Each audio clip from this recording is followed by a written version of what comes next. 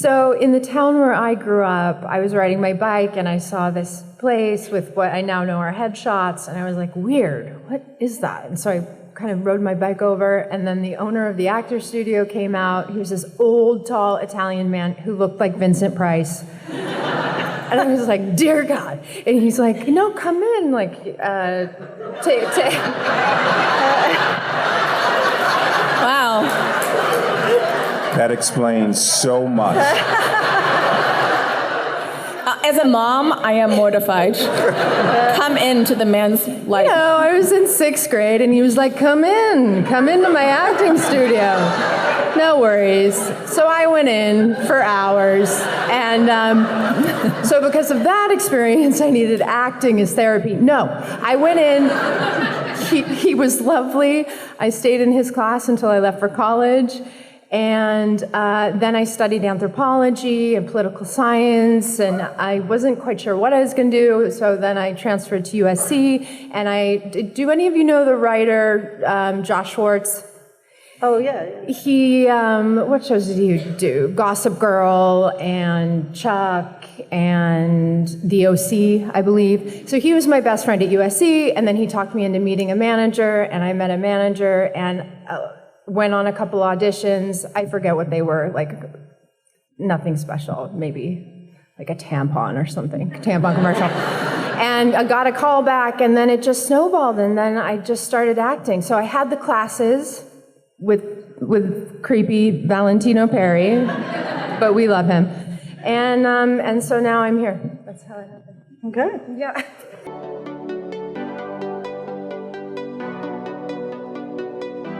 If I knew then what I know now, I never would have gotten into acting. Back then, though, I was, again, a weird, quiet kid. And, but at the same time, I played sports. And so I was really good at sports, but though I'm going to try and say this in the nicest way possible. As much as I loved sports and loved competing, that atmosphere wasn't good for my personality. And so I always felt like the outsider wherever I went. And then I met theater people, and they were strange. And I was like, okay, I found my people. Like, this is where I belong. Before we even started using the word inclusive, theater was always, that's where you went if you were slightly off, you know? Because everyone accepted you. Everyone just accepted everyone.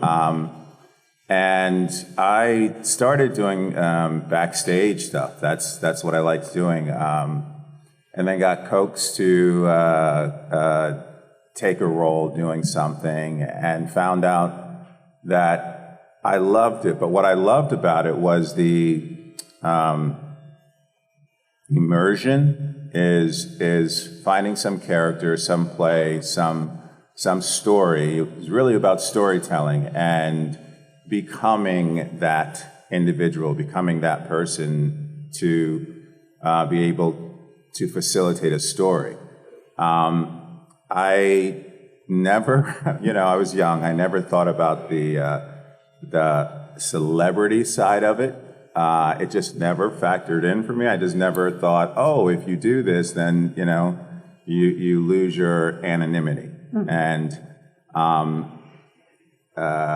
I wish I had thought of that, but I didn't. But that's how I became an actor. Was I loved being able to forget who I was, forget my life, and be someone else within the context of story.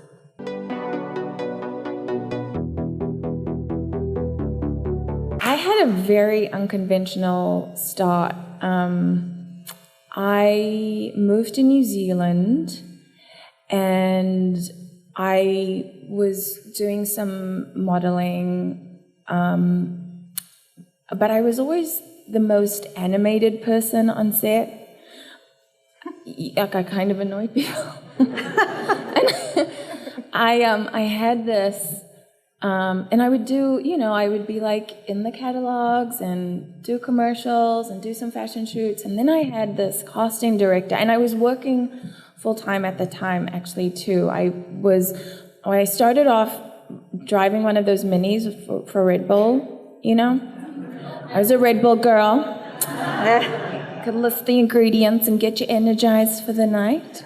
And in fact, I actually sat my driver's license, I turned up at the DMV with a can, for sure. They were so excited. And I knew I was getting my license.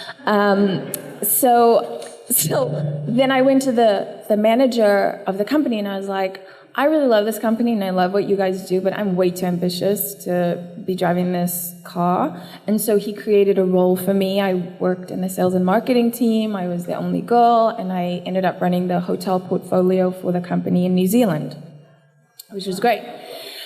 But at 25, I had a full breakdown, full midlife, what I thought was midlife crisis, because and I was just so depressed because I was just like, I'm not supposed to be doing this. I'm not, even though the company itself, my job didn't require me to sit in an office, but it felt like I had a metaphorical, 4 walls that I was just, I was living with my boyfriend at the time, doing the things that you're supposed to be doing, and I was just not happy, so I quit. And I thought, I'm just gonna do commercials and model, and see how far I sort of go. And I had a casting director pull me aside, and she said, Lesley-Ann, you need to take this seriously, pull your shit together, and find some classes, because you can do this for a living. And I tried, but, it was New Zealand, it was a smaller industry.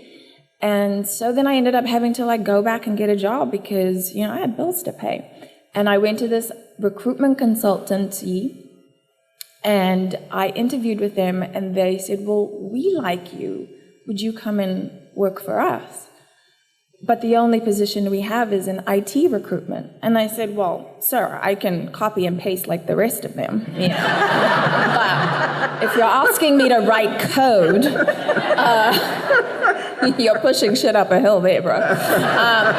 And so he said, no. This is really about procuring the jobs from the companies, finding the right candidates and matching up resumes. I'm like, oh, I can do that.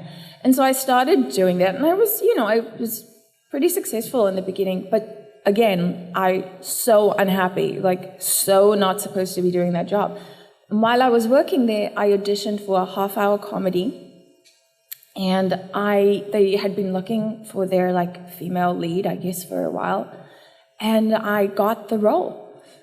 And I had to quit my job to go be an actor, which was so exciting. And my boss at the time was like, oh my God, when are you going to be on Dancing with the Stars? He was so thrilled. And then my next job was a show I can't mention, set in a very long time ago. And that is kind of how I started. And then I did that for a couple of years, and then I quit that show because, all confidence over here, just I'm not supposed to be doing this. I'm supposed to be working in Hollywood. And so then I came to Los Angeles, and I think within 2 weeks I actually met our producers from the show I won't mention. And that is how I started, yeah.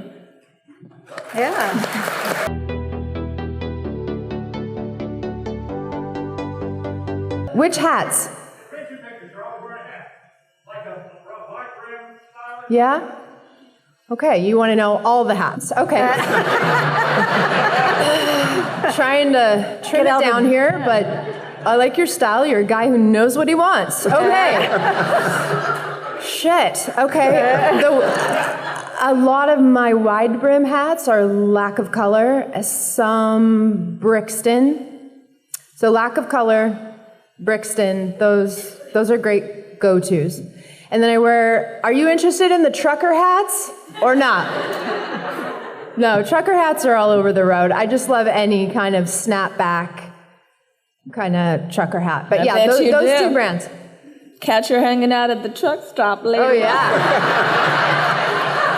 Due to DragonCon press agreements, we can only publish up to 10 minutes of panel footage. To see the full panel, you can visit dragoncon.tv and purchase a streaming membership for $10. This will give you access to many of the DragonCon panels and events from the current year and past conventions. And stay tuned for more highlight videos on Fandom Spotlight. Hey there, this is Nolan North, and you are watching Fandom Spotlight. Good for you. Very proud of you. Now go watch more. Oh, and have fun and follow your fandom. I like that.